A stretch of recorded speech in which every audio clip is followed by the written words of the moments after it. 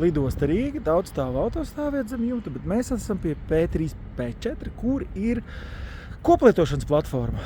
Jā, Boltam ir labākais pārklājums, bet es aizvakar uzliku City kārguru, jo vairs nevarēju izturēt to Boltu.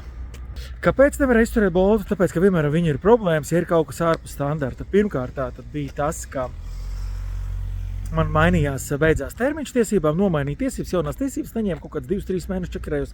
Tad aizgāja, dzēšot, liekot pa jaunam.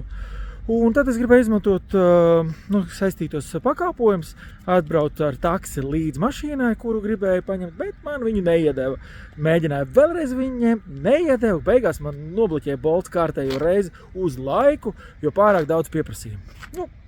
Un tad to neko nevar atrisināt, jo Boltam jau nav klienta atbalsts, kur var sazvanīt. Bet tad tu teorētiski vari gaidīt, un tā kā man bija pieredze ar tām tiesībām, kas mēnešiem nerisinājās, negribēju gaidīt, kamēr Ahmeds man atbild. Un te tagad ir kārguru, pirmo reizi ņemšu no lidos, bet ko jau es pamanīju, Boltam bija, ka es braucu iebraukšana lidostā maksāja 3,50 eiro, kārguru 3 eiro. Bišķi lētāk, bet tomēr patīkam. Katrs pats skatās, kas kuram izdevīgāk, es pārslēdzos uz kārguru.